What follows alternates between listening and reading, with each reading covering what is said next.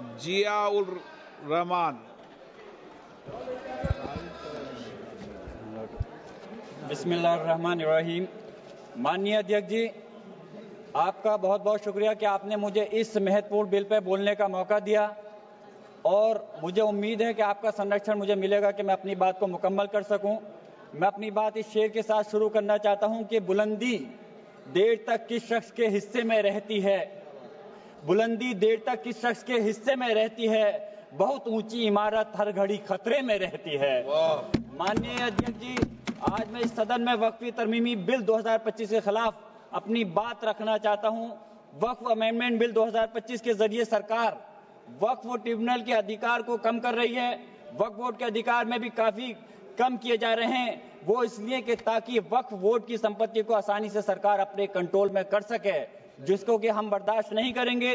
माननीय अध्यक्ष जी, मैं आपके माध्यम से कहना चाहता हूं कि मैं और हमारे नेता माननीय राष्ट्रीय अध्यक्ष अखिलेश यादव जी सिर्फ इस बिल का इसलिए विरोध नहीं कर रहे कि इसको एनडीए सरकार लेकर के आई है। हम इस बिल को विरोध इस वजह से कर रहे हैं क्योंकि ये हमारे मुस्लिम समाज को तोड़ने का काम है, हमारे मुस्लिम समाज को कमजोर करने का काम है और इस देश के अंदर विकास में रोधा उत्पन्न करने का काम है। माननीय अल्पसंख्यक मंत्री जी कह रहे थे कि विपक्ष गुमराह कर रहा है, बल्कि हकीकत यह है विपक्ष गुमराह नहीं कर रहा इस बिल के ऊपर, बल्कि आप लोग गुमराह कर रहे हैं। आप लोग गुमराह कर रहे हैं इस सदन को, आप लोग गुमराह कर रहे हैं इस समाज को, इस देश को। आपकी सरकार का नारा था का सबका साथ सबका विकास। मैं पूछना चाहता हूं, यह आपका नारा खोखला है। मुस्लिम समाज को टारगेट करके नुकसान पहुंचाने की आपकी मंशा साफ हो गई है।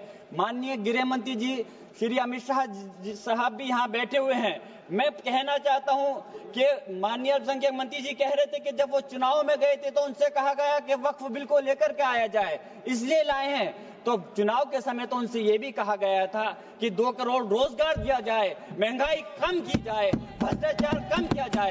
हमारे लोगों को उस चीज की जरूरत है, वो क्यों नहीं देते? मैं कहना चाहता हूं कि इस देश का मुसलमान दुश्मन नहीं है, इस देश का मुसलमान वफादार है, इस देश की तरक्की चाहता है, इस देश का विकास चाहता है। और हमारे बुजुर्गों ने लाखों की तादाद में इस देश को आजाद कराने के समय अपनी जान माल की कुर्बानियां देकर के साबित किया था। देश का जब बंटवारा किया था माननीय अध्यक्ष जी, तो उस वक्त अगर जो मुसलमानों को प्यार था पाकिस्तान से वो चले गए, जिनको इस हिंदुस्तान से प्यार था, वफा थी, वो आज इस हिंदुस्तान के अंदर है। हम इस देश के दुश्मन नहीं, हम इस देश में नौकर भी नहीं हैं, हम इस देश के मालिक हैं और हम चाहते हैं कि सब लोग मिलकर के, सारे धर्मों के लोग मिलकर के इस देश की तरक्की की बात करें। मैं पूछना चाहता हूं कि मुस्लिम के 5 साल मुसलमान होने के बाद प्रॉपर्टी को वक्फ कर सकता है? कैसा मजाक है ये? किस प्रकार की बात है? महिला सम्मान की आप बात करते हैं। अरे महिला सम्मान के अंदर तो पहले ही 2 महिलाएं बोर्ड के अंदर रहती थी। आपने कौन सा नया तीर मार दिया कि कौन सी ज्यादा महिलाओं को आप अधिकार दे रहे हैं? मंत्री जी भी कह रहे थे कि तमिलनाडु और केरल के लोगों को कहना चाह रहे थे। मैं पूछना चाहता हूं, याद रखना ये बिल इतना खतरनाक है, हमारे सारे समाज को तोड़ने का काम कर रहा है और बिहार और खासतौर से आंध्र प्रदेश की जनता आपके सहयोगी दल को कभी माफ नहीं करेगी अगर वो लोग इस बिल पर आपका साथ देते हैं। तो मैं कहना चाहता हूं, कमाल की बात तो यह है, मुस्लिम समाज को हक देने की बात वो लोग कर रहे हैं जिनके पास 240 सांसद होने के बावजूद एक भी मुस्लिम सांसद आपके पास नहीं है। आप बात कर रहे हैं, मुझे अफसोस है कि आप इसकी बात कर रहे हैं। सत्ता पक्ष के लोग मुसलमानों की तरक्की की बात कर रहे हैं। आपके मुंह से ये बात अच्छी इसलिए नहीं लगती, मुसलमानों को उत्तर प्रदेश हो या हिंदुस्तान का कोई सा हिस्सा हो, उन्हें नमाज पढ़ने से दिक्कत है। माननीय अध्यक्ष जी, बस मैं अपनी बात खत्म कर रहा हूं।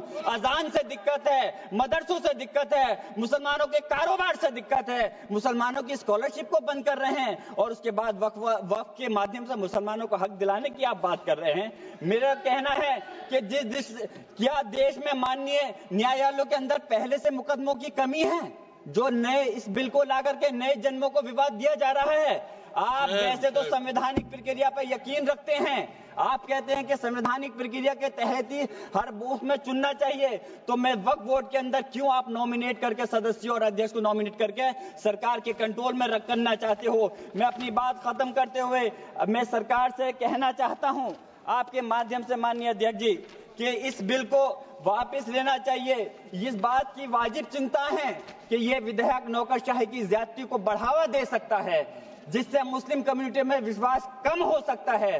संस्कृति और मजहबी विरासत की हिफाजत कभी भी प्रभावित नहीं होनी चाहिए। मैं आप अलग से मुस्लिम संस्था के आखिरी बात माननीय अध्यक्ष जी, आखिरी बात मैं कंक्लूड कर रहा हूं। मैं पूछना चाह रहा हूं कि दूसरे समुदाय के लोगों को वक्फ बोर्ड के अंदर रखने का क्या मतलब बनता है? क्या आप दूसरे मजहबी संस्थाओं के अंदर मुस्लिम समाज को भी रखने का काम करेंगे? तो इसलिए इस प्रकार का भेदभाव, नफरत की दीवार खड़ी मत करिए।